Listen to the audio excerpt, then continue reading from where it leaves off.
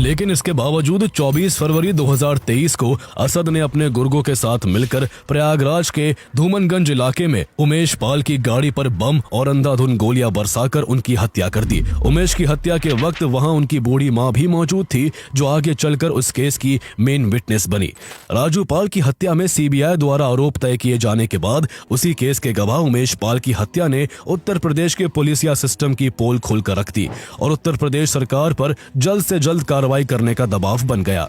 इस असैसिनेशन के एक दिन बाद चीफ मिनिस्टर योगी आदित्यनाथ ने विधानसभा में कहा, ये जो माफिया है, जो अपराधी है, उन्हें जल्द से जल्द मिट्टी में मिला देंगे। जल्द ही उमेश पाल हत्याकांड का सीसीटीवी वीडियो भी वायरल हो गया, जिसमें अतीक का तीसरा बेटा असद अपने 6 गुर्गों के साथ उमेश पाल की गाड़ी पर गोलीबारी और बम फेंकते दिख रहा था। ऐसे में यूपी पुलिस तुरंत एक्शन में आ गई। योगी आदित्यनाथ के बयान के 2 दिन बाद ही पुलिस ने 27 फरवरी को इस मामले में शामिल रहे अरबाज का प्रयागराज के नेहरू पार्क में एनकाउंटर कर दिया। 6 मार्च को उस्मान को भी मार गिराया और पुलिस बाकी बचे 5 आरोपियों के पीछे हाथ धोकर पड़ गई।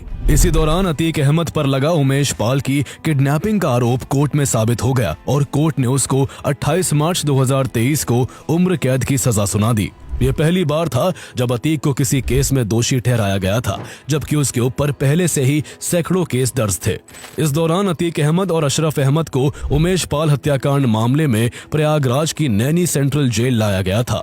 इसी बीच अतीक अहमद ने पुलिस के सामने कई बड़े खुलासे किए। उसने कहा कि उसके पास कभी हथियारों की कमी इसलिए नहीं हुई क्योंकि उसका नेटवर्क सरहद पार पाकिस्तान तक फैला हुआ है। उसने खुद माना कि पाकिस्तान टेररिस्ट ऑर्गेनाइजेशन लश्कर-ए-तैयबा और वहां की इंटेलिजेंस एजेंसी ISI से उसका डायरेक्ट कॉन्टैक्ट था।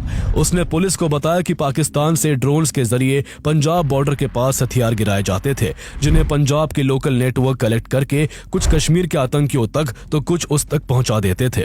जहां जेल के अंदर अतीक एक के बाद एक कई खुलासे कर रहा था, तो वही पुलिस बाहर उसके लोगों को ठिकाने लगा रही थी। पुलिस ने 13 अप्रैल 2023 को उमेश हत्याकांड में शामिल अतीक के बेटे असद अहमद और उसके गुर्गे गुलाम को झांसी में एनकाउंटर में मार गिराया। अतीक अहमद ने कोर्ट से अपने बेटे के जनाजे में शामिल होने की परमिशन मांगी, लेकिन उसकी रिक्वेस्ट रिजेक्ट कर दी गई। एक समय पर अतीक के मामलों में जज भी सुनवाई करने से कतराते थे और आज उसकी हालत ऐसी थी कि उसके बेटे के जनाजे में भी उसे शामिल नहीं होने दिया गया था। अब हाल ये था कि जहां वो और उसके भाई उम्र भर के लिए जेल की सजा काट रहे थे, तो वही उसके 2 बेटे भी सलाखों के पीछे थे। उसका तीसरा बेटा एनकाउंटर में मारा जा चुका था, उसके गुर्गे भी ढेर हो चुके थे और उसकी हजारों करोड़ की संपत्ति को यूपी सरकार ने जब्त कर लिया था। अपनी ऐसी बुरी हालत को देख अतीक ने योगी आदित्यनाथ और प्रशासन के लिए मीडिया के सामने लगभग रोते हुए कहा था कि हम मिट्टी में मिल चुके हैं, आप हमारी औरतों और बच्चों को परेशान ना करें। इसी बीच अतीक अहमद की पत्नी शाइस्ता परवीन योगी आदित्यनाथ, इलाहाबाद हाई कोर्ट और सुप्रीम कोर्ट को एक लेटर लिखकर पुलिस कस्टडी में अपने पति और देवर की हत्या होने की आशंका जताती है। ऐसे में कोर्ट पुलिस को अतीक और अशरफ का रोज मेडिकल चेकअप करवाने का आदेश देती है, ताकि उसे देखकर ये अंदाजा लगाया जा सके कि पुलिस उसके साथ मारपीट तो नहीं कर रही है। ऐसे में 15 अप्रैल 2023 को रात करीब 10:30 बजे दोनों को पुलिस रोज की तरह मेडिकल चेकअप के लिए कॉलविन हॉस्पिटल ले जा रही थी। जैसे ही पुलिस की गाड़ी हॉस्पिटल के बाहर रुकती है और उससे अतीक और अशरफ उतरते हैं, मीडिया वाले दोनों को चारों ओर से घेर लेते हैं। लेकिन उसी मीडिया की भीड़ में, मीडिया के ही भेष में लवलेश तिवारी, मोहित और अरुण मौर्य नाम के 3 शूटर भी होते हैं, जो अचानक से दोनों के पास जाकर उन पर ताबड़तोड़ गोलियां चला देते हैं, जिससे अतीक अहमद और अशरफ अहमद की मौके पर ही मौत हो जाती है। इस तरह उत्तर प्रदेश के लिए नासूर बन चुका अतीक अहमद हमेशा हमेशा के लिए खत्म हो जाता है। लेकिन हैरानी की बात यह थी कि जिन तीनों शूटरों ने अतीक और उसके भाई की हत्या की थी, उन्होंने वहां से भागने की कोशिश नहीं की थी और उन्होंने पुलिस के सामने सरेंडर कर दिया। लेकिन जब उनसे उनके मोटिव के बारे में पूछताछ की जाती है, तो तीनों बताते हैं कि वो क्राइम दुनिया में अपना बड़ा नाम बनाना चाहते थे, इसलिए उन्होंने अतीक और अशरफ जैसे बड़े बाहुबलियों की हत्या की। हालांकि आगे पुलिस की जांच में कई चौंकाने वाले फैक्ट सामने आते हैं। तीनों ही शूटर्स यूपी के अलग अलग शहरों से बिलोंग करते थे और कुछ दिन पहले तक एक दूसरे से दूर दूर तक कांटेक्ट में नहीं थे।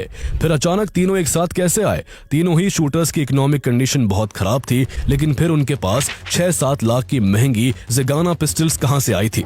ऐसे में सवाल यह था कि क्या अतीक और अशरफ की हत्या की साजिश सच में उन्होंने खुद रची थी, या फिर इसमें सत्ता या पुलिस में बैठे किन्हीं इन्फ्लुएंशियल लोगों का हाथ था? क्योंकि तीनों ही हत्यारों के फैमिली मेंबर्स ने भी उन्हें बचाने की कोशिश नहीं की है और आज भी वो तीनों यूपी की जेल में बंद है।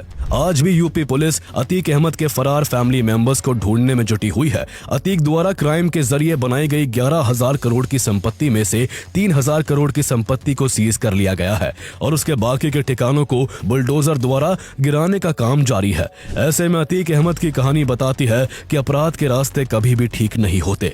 देर से ही सही, लेकिन अपराधियों पर एक दिन कानून का शिकंजा जरूर कसता है और फिर ये उनका पीछा उनके खात्मे के साथ ही छोड़ता है।